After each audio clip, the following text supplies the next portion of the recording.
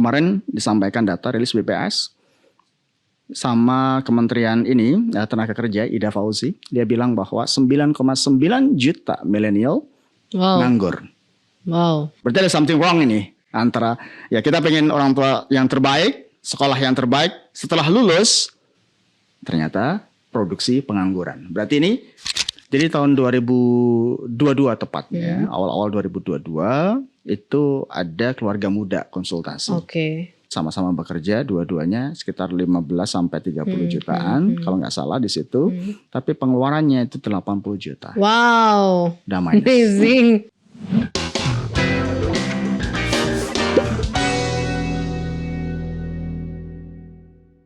Hai Konvisto, bertemu lagi di Investalk. Kali ini kita akan bahas sedikit tentang perencanaan keuangan, nggak melulu tentang saham atau reksadana atau obligasi. Kita ngobrol tentang apa yang relate dengan kehidupan Gen Z milenial saat ini.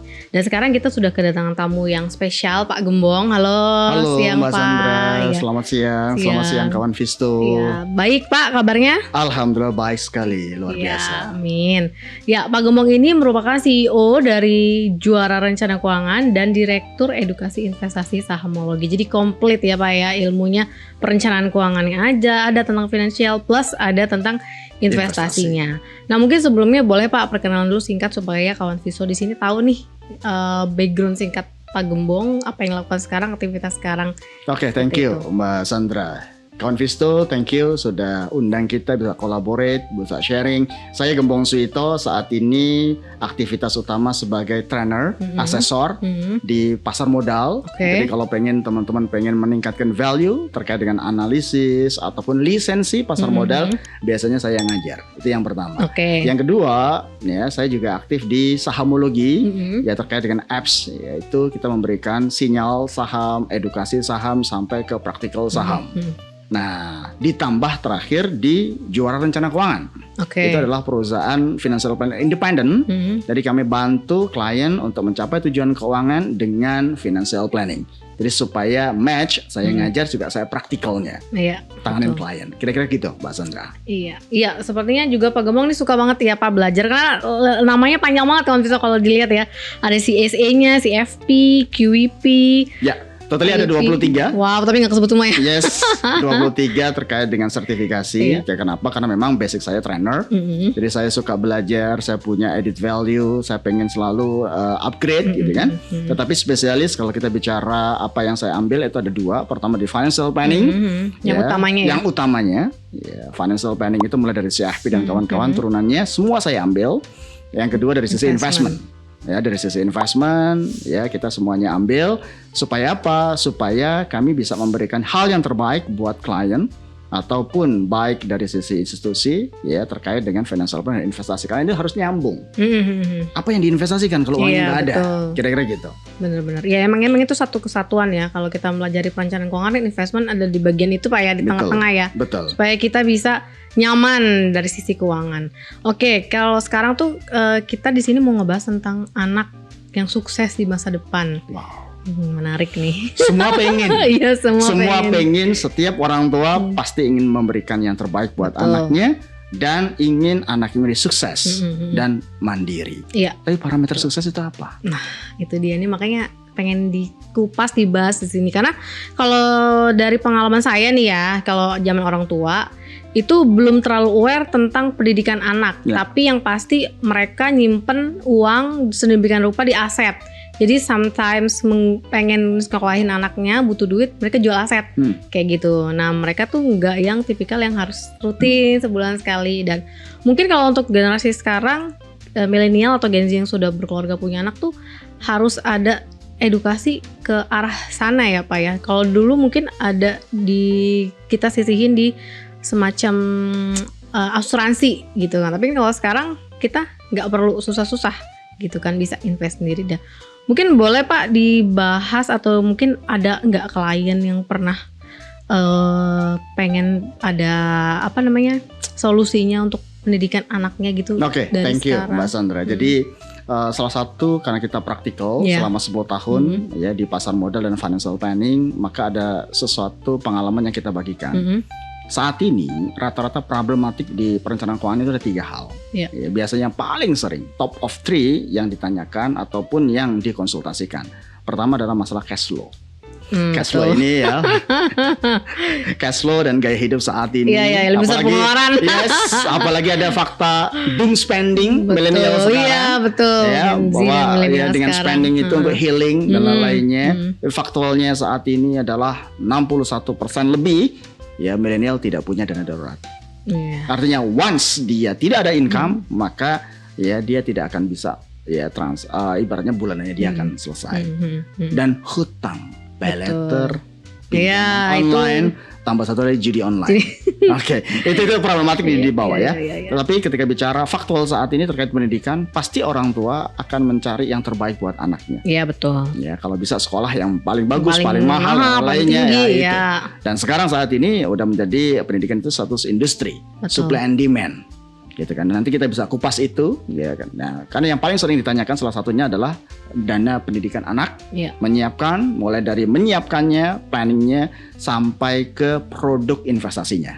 Oke. Kan seringkali yang dihadapi masyarakat adalah salah kaprah antara tabungan pendidikan, asuransi Iya, pendidikan dan betul. investasi. Iya, betul. Akhirnya nggak optimum.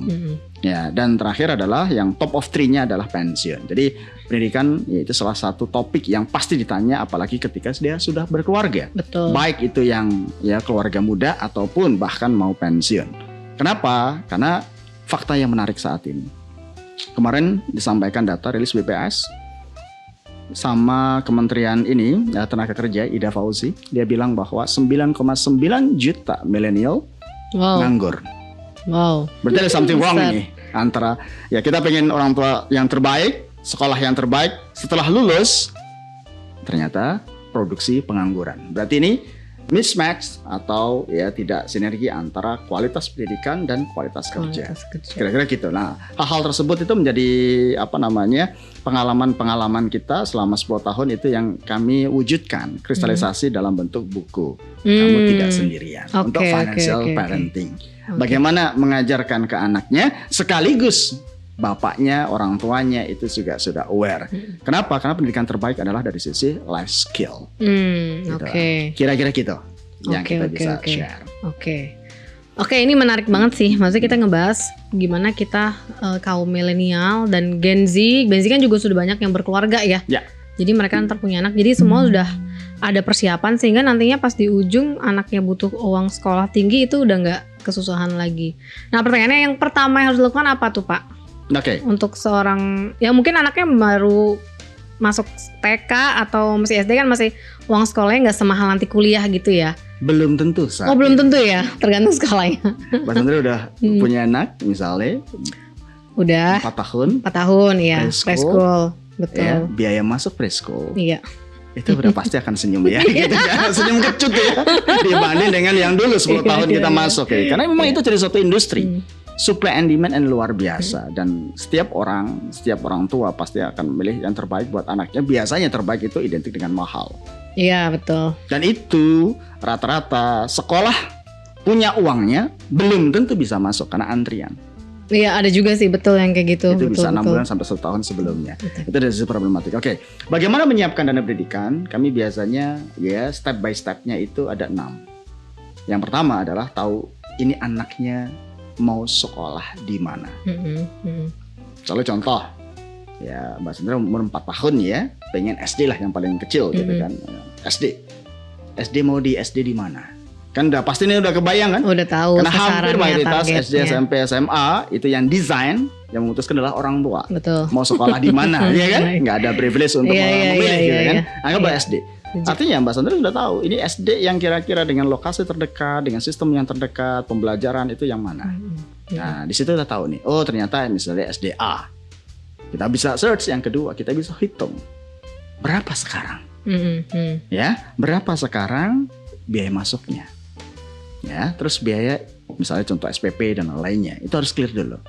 Nah, nanti pasti akan senyum-senyum kecut gitu ya. Harus nyiapin berapa besar gitu kan. Udah tahu biayanya. Nah, kita tambahkan juga inflasi. Iya. Kalau sekarang misalnya let's say uang masuk ya SD ya. Ini berdasarkan pengalaman karena kemarin anak pertama masuk SD Setelah itu anak kedua masuk SD lagi selisih 4 tahun.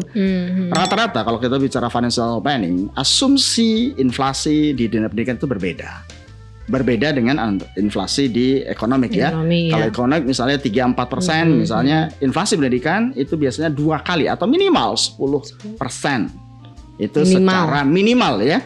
Faktualnya yang saya hadapi itu berbeda. Sebagai contoh case, anak pertama masuk itu 17, anak kedua 4 tahun itu 27. Artinya bukan 10% lagi. Nah, di situ kita bisa ukur, oke, berapa target biayanya, ya, masukkan inflasi nanti akan 5 tahun, 10 tahun itu berapa. Itu yang kedua. Yang ketiga, kalau sudah tahu, nah kita siapin nih.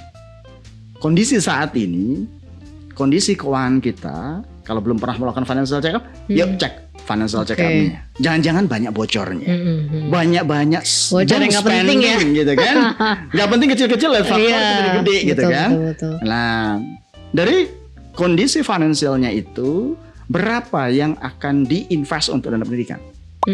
Kalau nggak akan tahu kita. Ini masalah kita di mana? Bocornya di mana? Kalau kita sudah tahu, ya oke, invest misalnya setiap bulan 500.000 atau 1 juta misalnya untuk mengejar itu, mengejar dana pendidikan. Yang keempat baru produknya. Produknya apa? Nah, ini seringkali salah kaprah ya. Antara tabungan pendidikan, asuransi pendidikan, dan investasi pendidikan. Itu 3 hal produk yang berbeda. Nah, nanti akan disesuaikan dengan jangka waktunya. Contoh misalnya, oke, kalau misalnya 1 tahun atau 2 tahun masuk jangka pendek, maka produk investasinya yang aman-aman, yang resikonya rendah, likuiditasnya rendah. Itu banyak contoh reksadana pasar uang, pendapatan tetap, gitu kan. Nah, itu menjadi satu solusi. Tapi kalau kita bicara tabungan pendidikan, konsep dasarnya tabungan. Asuransi pendidikan, konsep asuransi, proteksi, ya, bukan invest. Nah, ini yang keding salah kaprah. Mayoritas salah kaprah di situ. Akhirnya nggak optimal. Ketika sudah ya tahu produknya, maka yang ketiga adalah action. Karena rencana tanpa action itu nggak ada, nol, betul. Nggak ada miracle-nya, nggak ada ini. Kenapa? Dengan rencana di situ nanti ada positif habit yang kebentuk. Mungkin saat ini ya itu kita mampunya 500.000 sampai 1 juta. Tapi kalau nanti karirnya udah naik ataupun pendapatan naik, side hustle-nya naik, gitu kan, skill-nya naik, mungkin bisa 2 juta, 3 juta. Nah, di situ ada good saving atau habit yang positif yang kebentuk. Dan terakhir, harus selalu dievaluasi. Bahwa target kita, ya, misalnya contoh sekian 40 juta, tahun ini baru mau memulai 1 juta, 2 juta, itu berarti tiap tahun kita lakukan evaluasi. Dan terakhir, ketika bicara evaluasi, ya tentunya akan kita fokus untuk kerjakan. Itu biasanya yang kita lakukan, 6 step dalam memilih dana pendidikan. Berarti yang penting tuh bukan dananya ya, good habitnya dulu yang dilakukan, betul exactly. Ya kenapa? Karena kalau kita bicara ya good habitnya, saving rate-nya tiap bulan, ini yang aku praktikal ya. Kita di firma perencanaan keuangan itu ada yang namanya FinCheck, ada nama book plan, pendampingan. Kenapa perlu didampingi? Karena ya kalau nggak didampingi, ibaratnya gini, Mbak Sandra ya hire seorang personal trainer, PT. Saya mau sehat, saya mau kurus misalnya ya, tapi nggak praktek, agak repot. Ya, susah ya. Begitu praktek, di situ didampingi, ada personal trainernya, diarahkan ya terkait dengan tujuannya, ya mappingnya jelas, proses progresnya jelas, dan ada teman curhatnya. Betul sih. Nah, itu yang tiap bulan akan kita review sejauh mana on tracknya, kinerjanya, sampai evaluasi. Kira-kira gitu. Istilahnya kalau kayak kita ke dokter gizi gitu ya, mau kurusin badan, kan kita harus datang terus tuh tiap bulan ya, biar terpantau gitu ya. Betul. Oke, ya. Itu suatu ini sih Pak. Emang yang harus ditekankan ke milenial sama Gen Z ini good habitnya itu. Good habitnya itu yang susah. Karena sebanyak majunya teknologi, semua gampang akses dari handphone ya. Mulai mau belanja online, terus ikut-ikutan juga ya kayak judi online. Itu kan udah habit masuk ke situ. Susah nih Pak untuk keluarnya biar jadi good habit. Karena salah satu dari license skill itu kita bicara terkait dengan behavior atau psikologis. Ada financial psikologisnya gitu kan. Ternyata gini, apa yang kita lakukan, konsisten kita lakukan, itu pasti akan menjadi habit. Nah, tinggal habitnya positif atau negatif. Contoh, karena ketika bicara saat ini, kita tidak lepas namanya teknologi, Betul. ya, budaya konsumtifme, Betul, makin ya, tinggi. dan kemudahan sistem pembayaran. Iya. Contoh dengan kita nggak ingin pay later ya, artinya kita bicara faktualnya, pay later, terus ya Pinjaman online, pinjol. online dan lain-lain. Secara kapasitas, finansialnya dia tidak mampu sebenarnya, tetapi karena emosional ada ya diskon 99 kemarin 10 Yes. 11 12. Akhirnya kan itu irasional kita udah oke, beli ya, nanti saya akan pinjam bisa. Tapi faktanya begitu itu dilakukan dan itu tidak akan berhenti pada saat itu. Pasti akan terus habit kebentuk dan itu pasti akan kerasa begitu gajian habis selesai. Kenapa? Udah selesai. Maka solusinya biasanya pinjam lagi. Iya, jadi gali lubang tutup lubang ya. Tutup lubang. Begitu itu telat bayar atau apa, denda masuk di sana, ya, terus sampai ke psikologis yang kena. Iya. Jadi itu udah rangkaian setan kita kalau bicara gitu. Makanya good habit itu perlu. Mungkin saat ini kita ragu untuk mulai investasi. Tetapi dengan good habit yang positif, dengan kecil, misalnya 100.000 naik ke 250.000, naik ke 500, nanti akan ternyata enak ya. Ternyata aku bisa. Ya, dari situ ternyata ada pendapatan lebih, itu bisa lebih besar lagi. Good habit, positive habit. Jadi mindset kita berubah gitu Pak ya. Betul. Nah untuk awalnya gimana tuh Pak? Untuk anggap aja sekarang tuh lagi pada bad habit semuanya ya, udah lingkaran judol, pinjol, udah gitu belanja online yang impulsif. Nah caranya untuk bisa supaya good habit apa tuh awal start awal? Satu, biasanya kalau sudah merasa something wrong terkait dengan keuangan, udah sadar dulu dong. Kena dulu biasanya. Kena dulu. Ya, faktornya kayak gitu kan. Kalau kita sakit baru sadar atau pentingnya sehat. Keuangan juga sama, ya. Ketika kita ada masalah, pasti di situ yakin. Oke. Langsung kita lanjutin dengan yang pertama adalah financial check up. Ngecek kondisi keuangan. Ya, financial check up itu mirip kayak medical check up. Ya, kalau di financial check up, maka kita tahu tujuan keuangan kita apa saja sih, skala prioritas. Nah dari situ kita akan bicara terkait dengan saat ini kita pola cash flow bulanan kita bagaimana, pendapatan yang diterima, terus pengeluaran yang keluar di kita, kira-kira bocor alusnya di mana? Bukan alus tetapi biar, biasanya kayak gitu kan. Nah nanti akan terlihat. Contoh misalnya pendapatan dari gaji misalnya 10 juta. Sekarang itu track pengeluaran, sederhana sebenarnya. Ya cuman karena orang merasa aku pasti nggak sehat, udah pasti nggak akan melakukan. Akhirnya orang nggak melakukan pencatatan itu ya. Dari situ kan kelihatan, spending saya kebanyakan masuk di konsumtif, cicilan. Nah, dari situ ada rasio-rasionya, ada 8 rasio keuangan.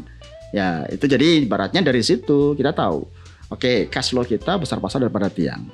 Cash flow-nya pengeluarannya lebih banyak kemana? Di situ akan terlihat. Nah sejauh ini baru bicara aset. Kita sudah bekerja sekian lama, aset kita apa? Ada nggak? Kebanyakan aset atau kebanyakan hutang? Nah di situ akan lihat, baru sadar, itu potret finansial kita. Baru nextnya kita pengen perbaiki di mana? Contoh misalnya, terusnya dari sisi pengeluaran kita fokusnya ke cash flow, misalnya pengeluaran yang sifatnya konsumtif. Ternyata hal yang kecil, kopi, shopping, terus ya online, itu bisa kontribusi cukup besar. Nah sekarang kalau kita sudah punya tujuan, saya untuk pendidikan anak, saya mau spend 1 juta, biasanya dia bisa. Tapi harus clear dulu nih, kita masalahnya di mana. Ya kira-kira seperti itu fungsinya dari financial check up. Mulai dari mana? Financial check up. Kalau kekurangan itu untuk mendesain, kita tahu kondisinya saat ini, kita tahu tujuannya, ayo kita perbaiki sekarang. Kalau enggak, itu hanya omon-omon biasanya. Berarti memang tetap harus ngerasa, ini kok kurang terus tiap bulan itu, harus ada yang bentok dulu ya. Yes, by data. Dengan data itu akan objektif. Ya, karena kami kalau kayak financial planner itu basisnya by data, bukan dari asumsi tapi data. Yuk buka datanya, financial check up, data aset cash flow, dan memang harus jujur sampaikan. Ya kayak dokter lah ya. Begitu semua terbuka, kita bisa rancangkan. Nah, situ kita step by step. Karena semuanya itu butuh proses. Betul. Ya untuk menanganinya tinggal seberapa parah atau seberapa sehat finansialnya itu kita akan sampaikan secara objektif dan berdasarkan standar internasional di CFP. Kira-kira seperti itu Mbak Sandra. Ya, tetap berarti harus ada pendampingan dong Pak. Karena kan emang kalau udah yang kejeblos banget, jatuh banget tuh susah Ya. mau belajar startnya ya. naiknya. Kalau yang selama ini saya lakukan, kalau misalnya dia mau konsultasi, produk akhirnya adalah financial check up. Di situ ada sekitar 20 sampai 30 halaman, ya tahu gambarannya plus action plan-nya. Kalau dia sudah bisa melakukan itu sendiri, silakan sendiri, mandiri, Oke. bisa. Tapi kalau tidak, ya butuh treatment lebih, maka biasanya kami melakukan pendampingan. Kenapa? Ibaratnya udah buntu, Mbak. Aku mau tanya siapa lagi? Bicara ke jebak hutang misalnya. Udah buntu nih gitu Udah kan. nggak ada yang bisa lagi yang Udah nggak nolong, bisa nolong ya, gitu nutupin kan. hutangnya lagi Yes, itu ya. betul. Oke. Nah, dari situ biasanya kita butuh treatment antara 6 bulan sampai 1 tahun. Kenapa? Karena perubahan habit itu tidak Nggak langsung sebentar instan, ya. nggak sebentar. Harus ada aha momennya, harus ada butuh konsistensi minimal 3 bulan pertama, 4 bulan pertama baru nanti akan kelihatan step by stepnya. Ya kayak ibaratnya kayak ini olahraga. Berat besi misalnya contoh 100 gitu kan. Nggak mungkin langsung 100. Iya, bertahap Mungkin ya. 10, 20 habitnya kebentuk 3 sampai 4 bulan baru setelah itu step by naik. Kira-kira gitu yang kita lakukan di financial planning. Oke. Ada ini nggak Pak, pengalaman menarik nggak? Ini kan Bapak kan udah ada firma nih Ya. di konsultan keuangan ya. Ada cerita menarik nggak atau klien yang bener-bener dulunya mungkin hutangnya banyak banget tapi sekarang udah bisa jadi start good habit dan malah mungkin sekarang sudah wealthy gitu, Ya, ada nggak Pak ada. kisahnya? Ada, Kisah nyata gitu biar teman-teman di sini pada ternyata khusus yang udah terjebak gitu, ternyata gue bisa keluar dari lingkaran setan ini, gue bisa jadi wealthy, gue bisa jadi kaya. Itu ada nggak Pak? Ada. Bisa. Jadi tahun Diceritain. 2022 tepatnya, awal-awal 2022 itu ada keluarga muda konsultasi. Oke. Keluarga muda konsultasi, dia sudah bayar jasa financial check up kita dan pengen ketemu secara langsung. Pada saat itu di Bogor kalau nggak salah. Terus ya udah kita lakukan financial check up, dia cerita ya semuanya. Nah dari situ kan terbuka semua antara kondisi keuangan dia, aset, cash flow, terutama di sisi cash flow. Dan di Berdua situ Pak, suami istri berarti? suami istri. Kenapa? Karena ini sudah diambang perceraian. Oh, wow. Keluarga muda ya diambang perceraian karena udah kebuntu nih gitu kan. Terjebak di masalah hutang. Keuangan ya. Keuangan. Anggaplah gaji dua-duanya at least sama-sama bekerja, dua-duanya sekitar 15 sampai 30 jutaan kalau nggak salah di situ. Tapi pengeluarannya itu 80 juta. Wow. Udah minus. Amazing. Udah minus. Nah, di situ dengan data-data keuangan yang minus itu, nah kita lakukan financial check up, baru dari situ angka itu bisa bicara historical. Ini sebabnya apa? Nah, dia cerita. Oke. Si istri pada saat itu ya terjebak pinjaman online ya atau investasi bodong tepatnya dari hasil pinjaman online. Oh oke. Jadi dia minjem online terus taruh ke investasi bodong. Yes, exactly. Oh, itu double kill ya. Double gitu kill, ya. betul. Bukan double profit ya, double kill. benar. Double kill gitu kan. Nah setelah itu ada bunga denda. Jadi sebagai gambaran KTA ada sekitar 5, ya pay letter itu ada sekitar 8 gitu kan. Kartu kreditnya sudah banyak. Dari situ udah buntu nih gitu kan. Ya udah kita sisir satu persatu aset-asetnya ada apa aja, itu step by step 6 bulan. Oke. Ya konsultasi ya ibaratnya kalau seperti itu agak berat ya, tapi ada kita kadang hal-hal yang sifatnya emosional itu orang hanya butuh didengar. Oke. Kita nggak banyak bantu dari mana gitu kan. Iya, nggak bantu duit juga nggak mungkin ya. Yes, tapi kita bisa bantu dia bisa curhat secara ini intens. Dari curhat itu sedikit pola-pola, misalnya contoh dia punya 2 mobil, 1 mobil buat ini, 1 mobil buat untuk keluarga gitu kan. Nah itu pelan-pelan kita restructuring dari hutang dan lainnya. Ya alhamdulillah 6 bulan sampai 9 bulan itu kita tanganin dan sekarang jauh lebih better. Betul. Jadi dalam 9 bulan hutangnya sudah lunas tuh Pak? Oh enggak juga, Nggak dikira mungkin. udah lunas. Oh enggak mungkin. Financial Pak? planning bukan investment gitu kan.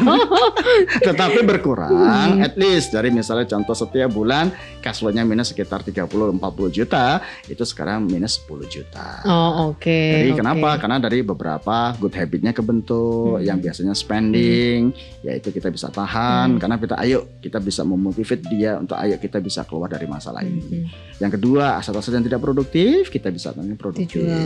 Oke, jadi produktif. Produktif. Ternyata terus dia juga mungkin bisa membuat side hustle. Kebetulan suaminya itu juga pernah bisnis ikan hias yang cukup besar pada saat itu. Artinya dia punya skill. Dan situ ada tambahan. Jadi secara bertahap. Oke. Jadi financial planning kita bukan instan yang ibaratnya langsung ya investment langsung naik gitu, tidak, tetapi step by step ya, karena itu faktualnya kita alami dan alhamdulillah satu dia tidak jadi bercerai, anak-anaknya juga masih sekarang sudah mulai stabil lagi secara emosional. Keluarga ini bisa lewat dari fase terburuk mereka. Ya itu berdampak ke anak juga ya Pak ya, itu saling berkoneksi. Ya, gitu. Kenapa biasanya kalau kita bicara masalah orang tua gitu kan emosional, ya, orang tua biasanya akan efeknya ke anak. Iya betul. Ya, kalau ada sensitif, ya banyak tengkar dan lainnya, pasti anaknya menjadi satu korban. Berarti yang menariknya tuh Pak, balik yang ke kisah tadi ya. Berarti dalam waktu 6-9 bulan tuh berusaha untuk melunasi hutang sedikit-sedikit dengan cara mungkin ada masukan dari side hustle atau aset-aset yang nggak berproduktif tuh diproduktif supaya ngasilin uang gitu Pak ya. Betul. Ditambah pola konsumtif yang selama ini terjadi, dikurangi. Hedon dikurangi. Oke. Tapi dalam 9 bulan itu udah ada by part untuk investnya belum Pak? Apa belum? Atau fokus hutang dulu nih? Ada. Oh udah ada? Ada. Investnya ibaratnya untuk invest yang sifatnya jangka pendek ya. Kita masukin ke pasar uang, ke pendapatan tetap, terutama di pasar uang. Karena kapanpun bisa ditarik. Jadi supaya ini bisa, misalnya contoh gaji gitu ya. Gaji tanggal 25 gitu kan. Bayar hutangnya at least di tanggal misalnya tanggal 10 maksimum gitu kan. Dari situ masih ada spare. Oke, masukin di pasar uang dulu supaya itu lebih efektif. Nah, hal-hal kecil itu. Jadi kita bicara financial planner itu memulai dengan data dan komprehensif ya di financial check up. Baru setelah itu kita akan lakukan sesuai dengan prioritas dan skalanya. Iya. Berarti dalam 9 bulan itu terus didampingin dong Pak. Ya. Setelah itu udah enggak. Ya. Karena udah bisa sendiri ya. Ya. Dan itu sifatnya pro bono. Oh, oke. Kenapa? Nice. Karena ya itu masing-masing punya value ya.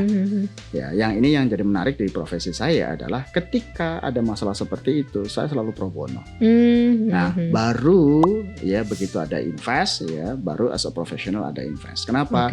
Saya berpikiran karena itu value, karena saya dulu pernah ya 2019 itu kena penyakit kritis, ya gagal ginjal, terus sakit gitu kan, fungsi ginjalnya cuma hanya 10%. Saya berpikir bahwa ya nilai-nilai atau ilmu-ilmu saya ketika bermanfaat ya why not gitu kan. Ada hal-hal yang memang itu harus dibayar secara profesional, ada hal-hal yang sifatnya kita bisa bantu orang. Cara bantu saya seperti itu. Iya, itu ya termasuk mulia ya Pak ya. Itu sosialnya ada. Ya. Berarti sekarang udah sehat kan Pak? Alhamdulillah udah sehat. Ya, amin. Oke. Mungkin ini sekarang agak mau ngebahas ini nih Pak nih. Ada sesuatu yang menarik nih. Terima kasih. Ini ada buku ya Konfisor, dari buku ini Pak Gembong sendiri yang tulis ya? Pak Gembong tulis judulnya Kamu Tidak Sendirian. Jadi ini cocok nih untuk Gen Z milenial yang sudah punya anak ya Pak ya, yang sudah berkeluarga. Jadi gimana caranya ngajarin uang pada anak. Jadi gitu. Nah ini ngebahas sharing dari dua ayah milenialnya, dua ayah yang berbeda atau gimana nih Pak? Karena kan kita buat buku itu posisinya dua orang. Saya sama teman saya Mas Agung gitu kan, kita mengkolaborasikan masing-masing skillnya. Jadi ini ditulis oleh dua orang ayah. Milenial. Ya. Pengen sharing terkait dengan apa yang kita rasakan bersama, terkait dengan bagaimana menyusun dana pendidikan buat anak, bagaimana terutama mengajarkan anaknya itu lebih melek finansialnya, dan khusus untuk orang tua itu menjadi sarana proses pembelajaran bersama terkait dengan keuangan. Ibarat ngajarin anaknya keuangan, tapi kalau dia nggak sehat secara keuangan. Iya betul, nggak mencontohkan ya. Dan kita yakin terakhir itu dari sisi modeling kan 4M ya, mulai dari mindset, terus measure, terus terakhir adalah di sisi modeling itu dari peran orang tua mencontohkan. Faktualnya mencontohkan terkait dengan skill tersebut. Boleh di-spill nggak Pak sedikit? Ini gimana sih caranya? Emang ngajarin uang susah sih. Emang kita dari sekolah tuh nggak pernah diajarin tentang gimana cara manage uang ya. Taunya cuma disuruh nabung di bank gitu kan. Sedangkan nabung di bank uang nggak berkembang gitu kan. Nah ini gimana cara kita ngajarin seorang ayah ngajarin uang financial kepada anak gitu Pak? Dari umur berapa? Jadi konsepnya adalah kita sampaikan di 4M ya. Apa yang kami sampaikan berdasarkan kristalisasi pengalaman. 4M itu adalah pertama mindset. Mindset orang tua, mindset ya kita sampaikan ke anak seperti apa, itu yang pertama. Yang kedua mapping. Setiap anak itu punya fasenya. ngajarin anak di usia 5-6 tahun akan berbeda dengan di 13 sampai 15 tahun. Jadi mapping itu kita kelompokkan jadi kategorinya mulai dari 6 tahun. Kenapa 6 tahun? Karena memang dia secara sempurna secara physically gitu kan. Ya, terus dia juga mampu mengikuti instruksi-instruksi kita gitu kan. Itu dari 6 tahun. Terus sampai yang ketiga adalah measure, mengukur ya pendidikan, instrumen pendidikan dan monitoringnya, sampai terakhir adalah modeling, mencontohkan. Kira-kira seperti itu. Jadi konsep aku tidak sendirian itu ya 4M. Mapping sampai pertama mindset, yang kedua mapping sesuai usia anak, yang ketiga kita bicara terkait dengan measure atau mengukur, dan terakhir modeling. 4M ini. 4M ya, oke. Apa anaknya nanti kalau udah agak SMP gitu udah disuruh investasi belum Pak? Mungkin. Sejak saya usia anak ya. Itu udah, misalnya contoh usia anak saya udah 3 tahun 4 tahun sudah tak kasih account. Ya, atas nama orang tua anak ya, pakai ya. Itu bisa mulai dari tabungan ya, terus sampai ke sekarang produk investasi. Itu bisa. Justru itu indah sambil belajar investasi sambil ngajarin anaknya step by step. Kalau enggak seperti sekarang zaman now, langsung invest ke sesuatu yang agresif. Kenapa? Karena yang dilihat itu. Dengan anak mudah. Mulai dari tabungan kita bisa ajarkan, terus deposito, obligasi gitu kan, reksadana, step by step itu akan enak. Fondasinya nanti akan kuat. Kalau enggak sekarang seperti ini rapuh. Jadi ketika dia udah ngerti uang, kita kasih tahu nih akun kamu udah segini. Itu start dari umur 4 tahun, 5 tahun gitu Pak ya. Oke. Ini bukunya kalau teman-teman di sini mau baca, beli di Gramedia udah ada Pak atau online? Semua Gramedia ada. Ya, tinggal teman-teman bisa lihat. Kamu Tidak Sendirian, karya Gembong Suito dan Agung, gitu kan, teman-teman bisa lihat anytime. Tetapi kalau misalnya bisa hubungi saya untuk plus dapat buku, dapat konsultasi dana pendidikan. Nyusunnya gimana? Oke, nih jackpot banget sih ya, bonus ya. Buku dapat plus konsultasi dana pendidikan, konsultasinya gratis. Mantap teman-teman, linknya ntar ada nomor telepon Pak Gembong ya. Terima kasih ya. Pak Gembong, terima kasih waktunya. Dan teman-teman kalau ada yang mau berminat nih ya untuk baca bukunya, di mana aja, di online aja, di Gramedia ada Pak ya. Dan kawan Visto nggak bosan-bosan juga, saya tetap ingatkan terus bertransaksi di investasiku untuk transaksi saham, obligasi, reksadana, karena di situ ada cashback point yang dimana poinnya bisa dibelanjakan lagi di seluruh merchant Citicorp atau diinvestasikan kembali di reksadana yang ada di investasiku. Oke, sekian bincang-bincang kita kali ini, dan terima kasih Pak Gembong untuk waktunya. Kita next akan bahas lagi ya tentang perencanaan keuangan. Masih bisa banyak kasus yang dibahas. Doom spending milenial. Oke, nantikan Konvisto dan sampai jumpa investasiku for better tomorrow. Thank you. Bye bye.